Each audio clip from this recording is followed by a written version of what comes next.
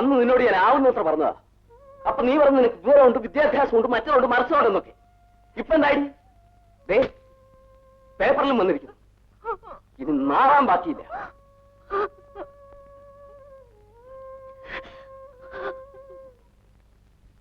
നീ അവനെ നന്നാക്കി എടുക്കുന്നല്ലേ പറഞ്ഞത്? എന്നിട്ട് ഇപ്പൊ എന്തായി? വ്യഭിചാര കുറ്റത്തിന് പോലീസ് സ്റ്റേഷൻ വരെ കയറി. അവനൊന്നും ഒരു കാലത്തും ഗുണം പിടിക്കത്തില്ലടി.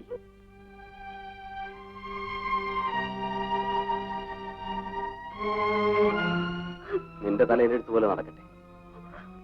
പക്ഷെ ആ പട്ടി ഇനി ഞാൻ ഈ പഠിക്കാത്ത കയറ്റില്ല.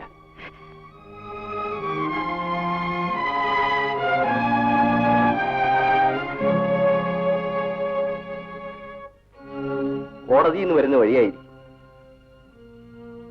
ജാമ്യത്തിൽ ഇറക്കാൻ ആരെങ്കിലും അയക്കണമെന്ന് വിചാരിച്ചിരിക്കുകയായിരുന്നു.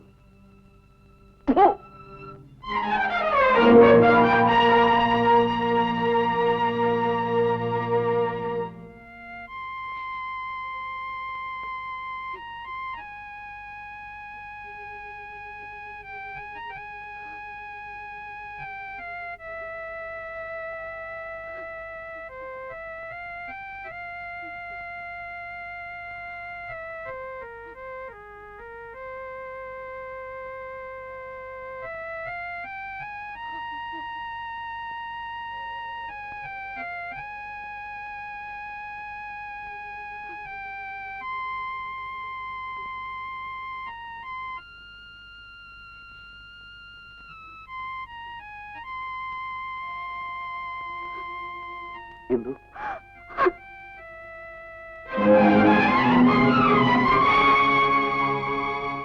ഞാൻ നിങ്ങൾ എന്തിനാ ഇവിടെ വന്നത്? ഞാൻ പറയുന്നത് കേൾക്കൂ. നീ എന്നെ തെറ്റിദ്ധരിച്ചിരിക്കുകയാണ്. എനിക്കൊരു തെറ്റിദ്ധാരണയില്ല. എല്ലാം ഇന്നലത്തേതോടുകൂടി തീർന്നു. എനിക്കൊന്നും അറിയില്ല. ഞാൻ നിരപരാധിയാണ്. നിരപരാധിയോ? കഴിഞ്ഞ 5 വർഷമായി നിങ്ങൾ എന്നെ പറഞ്ഞു വഞ്ചിച്ചുകൊണ്ടിരിക്കുകയായിരുന്നു. ഈശ്വരന് തുല്യമായാണ് ഞാൻ എന്റെ ഭർത്താവിനെ സ്നേഹിച്ചത്. എന്നോടത് ചെയ്യാൻ ഇന്ന് ഞാൻ പറയുന്നത് വേണ്ട. നിങ്ങൾ പറയാൻ പോകുന്നത് എന്താണെന്ന് എനിക്കറിയാം. നിങ്ങൾ നിരപരാധിയാണെന്നും നിങ്ങളുടെ കൂട്ടുകാരനാണ് ഇതൊക്കെ ചെയ്തതെന്നും നിങ്ങൾ അബദ്ധത്തിൽ ചെന്നപ്പെട്ടതാണെന്നും ഒക്കെയല്ലേ നിങ്ങൾ പറയാൻ പോകുന്നത്. അതുകൊണ്ട് അതിനെക്കുറിച്ചൊന്നും വിശദീകരിക്കണ്ട. നിങ്ങളുടെ യഥാർത്ഥ രൂപം ഞാൻ ഇന്നലെ ആ ഹോട്ടലിന്റെ മുമ്പിൽ വെച്ച് കണ്ടതാണ്.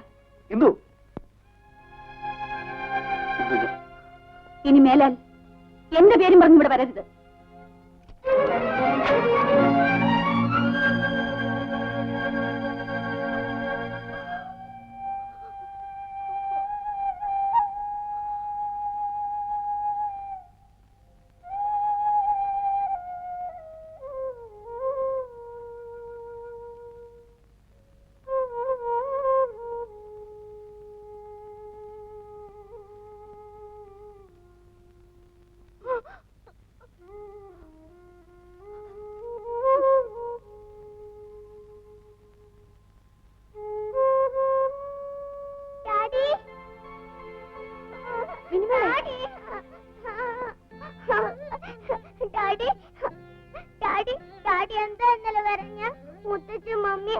ഒരുപാട് വഴക്ക് പറഞ്ഞു.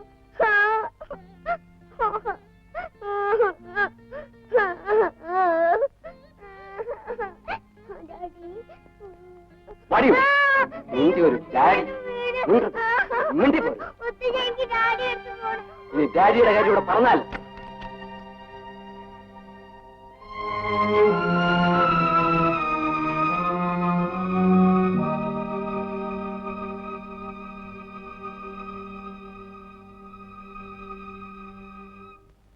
ഏതായാലും വരാനുള്ളതൊക്കെ വന്നു.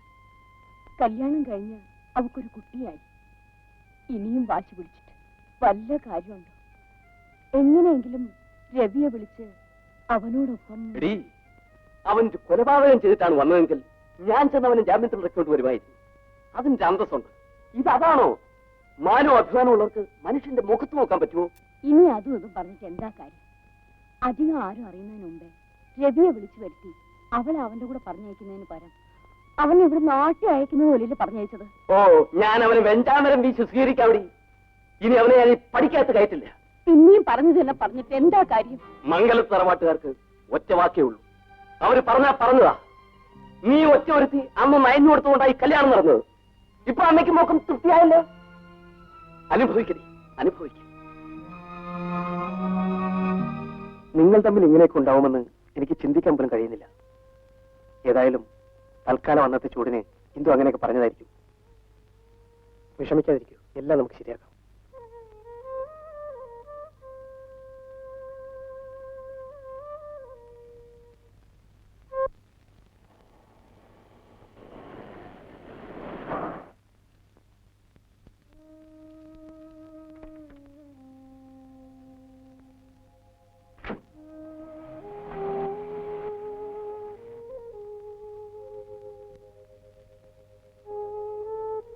ഗോപാല, ഈ ലീവ് ലെറ്റർ സൂപ്രണ്ടിന്റെ കയ്യിൽ കൊടുത്തേക്കൂ.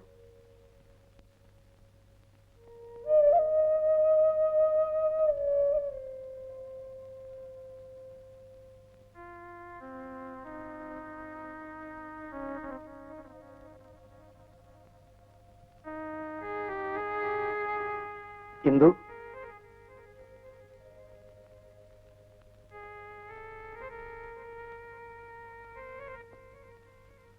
എന്താണ് ഇതെല്ലാം? എന്ത് സംഭവിച്ചു? എനിക്കൊന്നും സംഭവിച്ചില്ല. സംഭവിച്ചത് സലിമിന്റെ കൂട്ടുകാരനാണ്. സത്യമെന്തെന്നറിയാതെയാണ് ഇന്ദു സംസാരിക്കുന്നത്. ആ മനുഷ്യൻ സലിമിനെയും പറഞ്ഞു പറ്റിച്ചിരിക്കും. ഗോപി ആരാണെന്ന് സലിമിനറിയില്ല, എനിക്ക് നന്നായിട്ടറിയാം. രവി എത്രമാത്രം വേദനിക്കുന്നുണ്ടെന്ന് ഇന്ദുവിനറിയാമോ? വേദനിക്കുന്നു. ജീവന് തുല്യം സ്നേഹിച്ച ഭർത്താവിനെ തെരുവ് വേശിയോടൊപ്പം വ്യഭിചാര കുറ്റത്തിന് അറസ്റ്റ് ചെയ്തുകൊണ്ട് പോകുന്നത് നേരിൽ കണ്ടുനിന്ന ഞാനിങ്ങനെ ജീവിച്ചിരിക്കുന്നത് സലിം ചോദിക്കാത്തത് എന്താ? ഇന്ദു, ഞാൻ പറയുന്നത് സലിം, ആ മനുഷ്യന്റെ കാര്യം പറയാൻ വേണ്ടി ഇനി മേലിൽ എന്നെ കാണാൻ വരരുത്.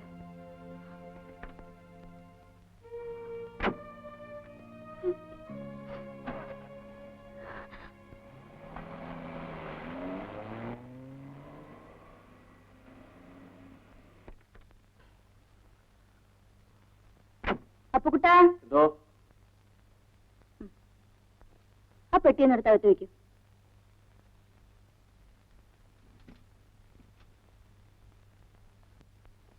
ആ അങ്കിൾ, മോള് നേരത്തെ ഇങ്ങ് പോന്നോ? 20-ാം തീയതി വരുമെന്നല്ലേ പറഞ്ഞിരുന്നത്? വിളിച്ചു പറഞ്ഞിരുന്നെങ്കിൽ ഞാൻ വണ്ടി അയക്കുമായിരുന്നല്ലോ. പെട്ടെന്നാണെങ്കിൽ ഇങ്ങോട്ട് പോരാൻ തീരുമാനിച്ചത്. വിളിച്ചു പറയാൻ സമയം കിട്ടിയില്ല. അങ്കിൾ, എനിക്ക് ലെറ്റർ വല്ലതും ഉണ്ടോ? എല്ലാം ഓഫീസ് റൂമിലുണ്ട്. അതെ.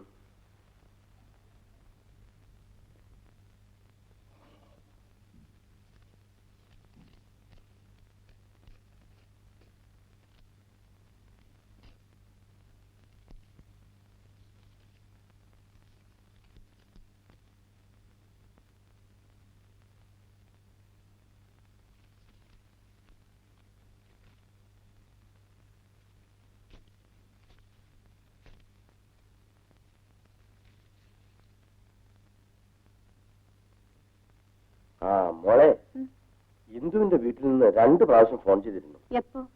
ഇന്നലെയും മിനിയാന്നും. എന്താ വിശേഷം അങ്കിൾ? മോളൊന്നും അറിഞ്ഞില്ലേ? ഇല്ല. ഇന്ദുവും ഭർത്താവും തമ്മിൽ എന്തോ പിണക്കത്തിലാണെന്ന് പറയുന്ന കേട്ടു. ഏ? കാര്യം ആകെ കുഴപ്പമാണ്. രവിയെ പോലീസ് പിടിച്ചെന്നോ അത് പേപ്പറിൽ വന്നെന്നോ മറ്റോ ആണ് കാര്യം.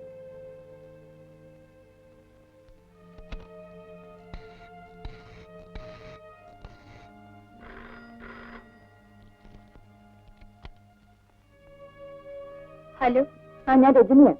ഒന്ന് ഇന്ദുവിന് കൊടുക്കൂ. ഇല്ല, ഇന്ദു വന്നിട്ടില്ല. വന്നിട്ടില്ലേ? ഓക്കെ, ഞാൻ വീട്ടിൽ വിളിച്ചോളാം.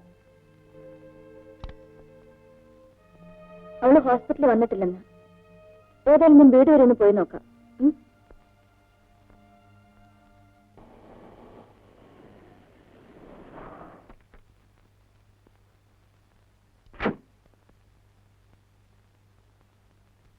ഇന്ദു, അമ്മേ, അമ്മേ. മോള് വന്നു. മോള് വരാൻ ഞാൻ കാത്തിരിക്കുകയായിരുന്നു. എന്താണ് ഉണ്ടായത്? പുറത്ത് പറയാൻ പോലും പറ്റാത്ത കാര്യങ്ങളാണ് മോളെ ഇവിടെ ഉണ്ടായിരിക്കുന്നത്. മോള് തന്നെ ഒരു പരിഹാരം കാണണം. മോള് പറഞ്ഞാലേ ഇന്ദു അനുസരിക്കും. എന്താ കാര്യം എന്ന് പറയൂ. ഞാൻ എല്ലാം പറയാം. മോള് അകത്തേക്ക് വാ.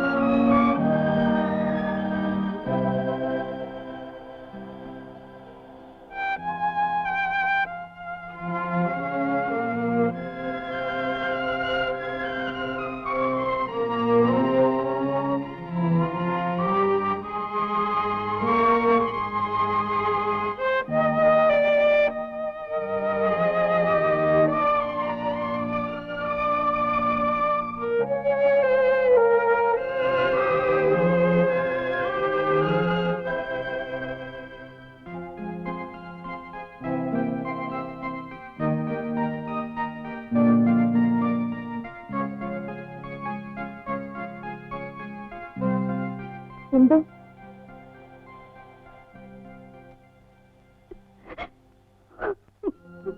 എന്തോ?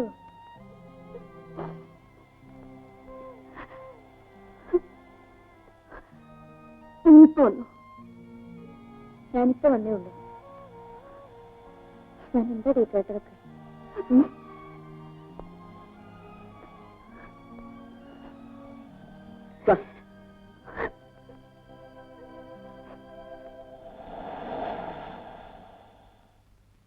ഒരു ചെറിയ തെറ്റെങ്കിലും ചെയ്യാത്ത ഒരാണിനെ നീ എനിക്ക് കാണിച്ചു തരാമോ? ആണുങ്ങൾക്കൊന്നും വരാനില്ല. ഇത് നീ ഒരുത്തിന്റെ ഭാര്യയല്ലേ? നിനക്ക് വിദ്യാഭ്യാസമില്ലേ? നീ എന്താ നിന്റെ ഭർത്താവിനെ പറ്റി ധരിച്ചിരിക്കുന്നത്? അയാൾ നിന്റെ കളിപ്പായിട്ട് നടക്കുമെന്നാണോ? നീ അതിനെക്കുറിച്ചൊന്നും ശരിക്കറിയാതെയാണ് സംസാരിക്കുന്നത്. എനിക്കെല്ലാം അറിയാം. ഹെടി, നാട്ടുകാർ പറഞ്ഞു കേട്ടിട്ടുള്ള അറിവല്ല ഇത്. ഞാൻ എന്റെ കണ്ണുകൊണ്ട് കണ്ടതാണ്. എന്തുവരെ നീ കണ്ടതിനെ സത്യമാണെന്നില്ലല്ലോ. എനിക്ക് അയാളെ കുറിച്ച് നേരത്തെ അറിയാം. നിനക്കറിയാമോ?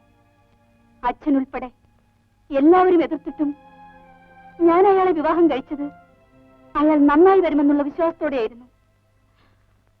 ഇന്നവരുടെ മുഖത്ത് നോക്കാൻ എനിക്ക് ശക്തിയില്ല. ഞാൻ അയാളുമായി ഇനി ജീവിക്കുന്ന പ്രശ്നമേ ഇല്ല രജനി. അതിന് നിനക്കൊരു ഭ്രാന്തുണ്ടോ? എനിക്കൊരു കുഴപ്പവുമില്ല. നിനക്ക് കേൾക്കണോ? എന്റെ ബെഡ്റൂമിന്റെ പുറകിലുള്ള വിൻഡോ പെർമനന്റായി ഞാൻ അടച്ചിട്ടിരിക്കുകയായിരുന്നു. എന്തിനാണെന്നോ? അതിന്റെ പുറകിലുള്ള ഫ്ലാറ്റിൽ 24 മണിക്കൂറും എന്നെ നോക്കിയിരിക്കുന്ന ഒരു ചെറുപ്പക്കാരനുണ്ട്. ഇയാളില്ലാത്ത എത്രയോ രാത്രികളുണ്ടായിരുന്നു. ഞാനൊന്ന് കണ്ണടച്ചാൽ മതി, അയാൾ എന്റെ ബെഡിലായിരിക്കും. എനിക്കും ആകാമായിരുന്നല്ലോ. അതാണ് ഞാനും അയാളും തമ്മിലുള്ള വ്യത്യാസം. എനിക്ക് നിന്റെ ന്യായീകരണങ്ങളൊന്നും കേൾക്കണ്ട. നീ പറയുന്നത് ശരിയാണെന്ന് നിനക്ക് മാത്രം തോന്നിയാൽ പോരല്ലോ. ഒന്ന് ഞാൻ പറയാം. ആവശ്യമില്ലാത്ത നിന്റെ എടുത്തുചാട്ടങ്ങൾ കൊണ്ട് നിന്റെ ഭാവി തകർക്കരുത്. ഒന്നുകൂടെ ആലോചിക്കും. എനിക്കിപ്പം ഇത്ര പറയാനുള്ളൂ. ഞാൻ പോകുന്നു.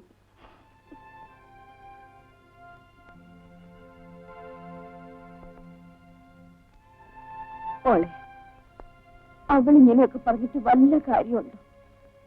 അച്ഛനാണെങ്കിൽ അവനെ ഈ പടിക്കകത്ത് കെട്ടതെന്നാ പറഞ്ഞിരിക്കുന്നു. ഞാൻ എന്ത് ചെയ്യും മോളെ? ഇനി ഇവളോട് എന്ത് പറയാനാണമ്മേ? കൊച്ചുകുട്ടിയൊന്നല്ലല്ലോ, നമ്മളൊരു ഡോക്ടറല്ലേ. അവളുടെ ഇഷ്ടം പോലെ തന്നെ നടക്കട്ടെ. അമ്മ ഒന്നുകൊണ്ടും വിഷമിക്കണ്ട. അവളുടെ ഭാവി നോക്കാൻ അവക്കറിയാം. ഞാൻ വരട്ടെ.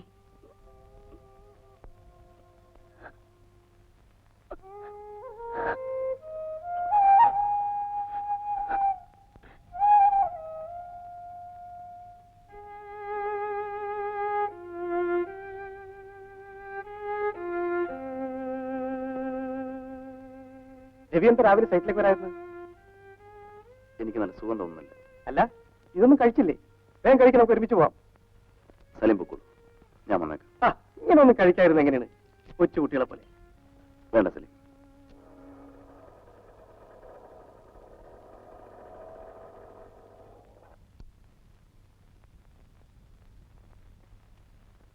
ഡാഡി, മോളെ, ഡാഡി,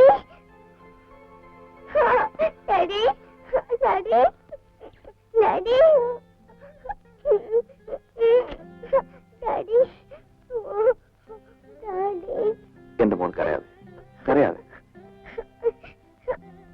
മോളെങ്ങനെ വന്നേ? ആന്റീനെ നഴ്സിന്ന് കൂട്ടി വന്നത്. ഡാഡി എന്തെന്നെ കാണാൻ വരത്ത്? Daddy mummy പിണക്കാണോ? ഡാഡിക്കൊരു പിണക്കമില്ല മോളെ. പിന്നെ എന്റെ മമ്മി ഇങ്ങോട്ട് വരാത്ത? മോൾ വല്ല കഴിച്ചു? ഇല്ല. വാ.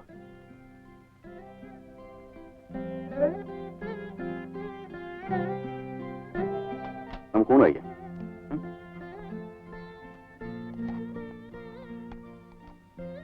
ഞാൻ വിളമ്പ.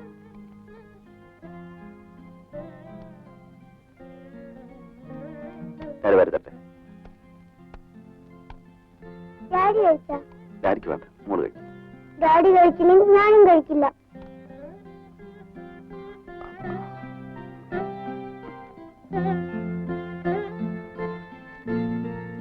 നിന്നേക്കാൾ കൂടുതൽ വർഷം ഈ ഭൂമിയിൽ ജീവിച്ചവനാ ഞാൻ. നിനക്ക് പഠിപ്പുണ്ടാകാം, പക്ഷെ അനുഭവങ്ങൾ മോളേക്കാൾ കൂടുതൽ നിന്റെ അച്ഛനുണ്ട്. അതിനച്ഛ ഞാൻ പറഞ്ഞത്. നീ ഒന്നും പറയണ്ട. പണ്ട് ഞാൻ പറഞ്ഞത് നീ കേട്ടില്ല.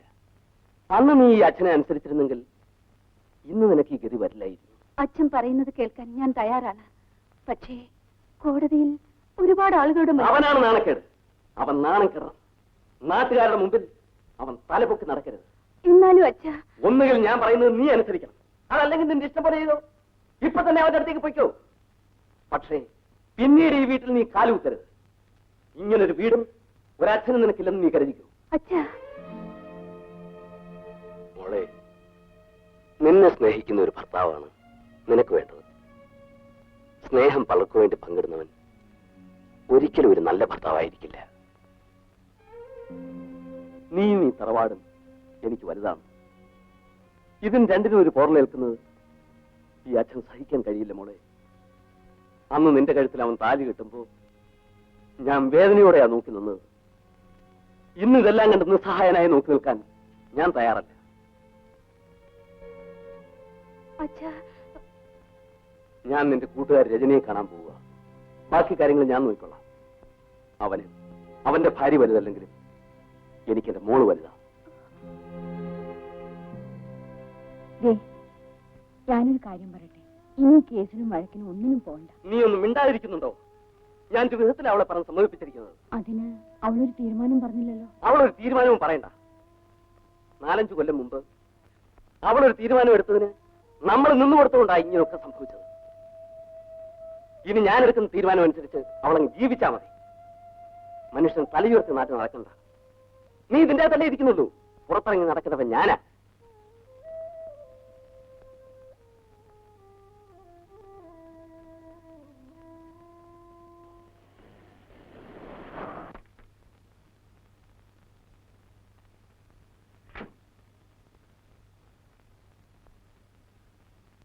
വരൂ അങ്കിൾ, ഇരിക്കൂ. അങ്കിൾ ഇവിടെ വന്നാൽ അത്യാവശ്യമായിട്ട് എന്തുവിനെ വിളിക്കാൻ പറഞ്ഞു. ഞാനിപ്പോ വീട്ടിൽ നിന്നാ വരുന്നത്. എന്തുവിന്റെ കാര്യത്തിന് വല്ല തീരുമാനമായോ? ഒരു ഉറച്ച തീരുമാനവുമായിട്ടാ ഞാൻ ഇങ്ങോട്ട് വന്നത്. അവൾ സമ്മതിച്ചു? സമ്മതിച്ചു. ഇതെങ്ങനെ പറഞ്ഞ് അവസാനിപ്പിക്കും അങ്കിൾ? എങ്ങനെയെങ്കിലും അവസാനിപ്പിച്ചേ പറ്റൂ. എന്ന് വെച്ചാൽ ഒരു നോട്ടീസ് അയക്കണം. എന്ത് നോട്ടീസ്? Diverse notice. അങ്കിൾ എന്താണ് പറയുന്നത്? എന്റെയും എന്റെ കുടുംബത്തിന്റെയും അഭിമാനത്തിന്റെ പ്രശ്നമാണ് മോളെ ഇത്. മിനിമോളുടെ ഭാവി കൂടെ ആലോചിക്കണ്ടേ അങ്കിൾ? മിനിമോൾക്ക് എന്താ കുഴപ്പം? 10-12 വർഷം കഴിയുമ്പോ അവളെ കല്യാണം കഴിച്ചയക്കുന്ന കാര്യമാണ്. അതിന് അവന്റെ കെയർ ഓഫ് എനിക്ക് ആവശ്യമില്ല. ഇന്ന് അവന്റെ കെയർ ഓഫ് എന്റെ മോൾക്ക് അപമാനവുമാണ്. അവൾക്ക് എന്താണെങ്കിൽ ഭ്രാന്തുണ്ടോ? എന്റെ മകൾക്കല്ല ഭ്രാന്ത്. ഭ്രാന്ത് അവനാണ്. അതുകൊണ്ടാണല്ലോ പേപ്പട്ടിയെ പോലെ കണ്ട അഭിസാരികൾ തൊട്ട് ഹോട്ടലുകൾ തോറും കയറിയിറങ്ങി നടക്കുന്നത്. അവൻ എവിടെ വേണമെങ്കിൽ പോയി തുലയട്ടെ, എനിക്കതൊരു പ്രശ്നമല്ല. പക്ഷെ എന്റെ തറവാട്ടിൽ ഇനി അവൻ കാലുകുത്താൻ പാടില്ല. അങ്കിൾ, പെട്ടെന്ന് തീരുമാനം എടുക്കരുത്. ഒന്നുകൂടെ ആലോചിക്കൂ. ഒന്നല്ല 10 പ്രാവശ്യം ആലോചിച്ചിട്ടാണ് ഞാൻ ഈ തീരുമാനമെടുത്തത്. കുടുംബത്തിന്റെ അന്തസ്വാഭിമാനവും ഒക്കെ പോയി മോളെ. ഇനി എന്താലോചിക്കാനാ? കുടുംബത്തിന്റെ അന്തസ്സിന്റെ പ്രശ്നമല്ലിത്. ഇന്ദുവിന്റെയും മിനിമോളുടെയും ഭാവിയുടെ പ്രശ്നമാണ്. എന്റെ മോൾക്കൊന്നും സംഭവിക്കാൻ പോകുന്നില്ല. അവളൊന്ന് മൂളിയാൽ മതി. 24 മണിക്കൂറിനകം അവൾക്ക് അനുയോജ്യനായ ഒരുത്തിനെ കൊണ്ട് വിവാഹം കഴിപ്പിക്കാനുള്ള കഴിവ് ഈ മംഗലത്ത് നാരായണൻ നായർക്കുണ്ട്. അതുകൊണ്ട് മോള് വേഗം തന്നെ വിവാഹമോചനത്തിനുള്ള ഒരു നോട്ടീസ് തയ്യാറാക്കുക. അങ്കിൾ, നോ, ഞാനിത് ചെയ്യില്ല. എനിക്കിത് ചെയ്യാൻ കഴിയില്ല. മോളെ, ഇന്ദുവും നീയും വേറെയാണെന്ന് എനിക്ക് തോന്നിയിട്ടില്ല. നിന്റെ ഒരു സഹോദരിക്കാണ് ഇത് സംഭവിച്ചിരിക്കുന്നതെന്ന് കണക്കാക്കി നീ ഇത് ചെയ്യണം. അഥവാ നീ നോട്ടീസ് അയച്ചില്ലെങ്കിൽ ഞാൻ വേറെ ഏതെങ്കിലും ഒരു അഡ്വക്കേറ്റിനെ കൊണ്ട് അയപ്പിക്കേണ്ടി വരും.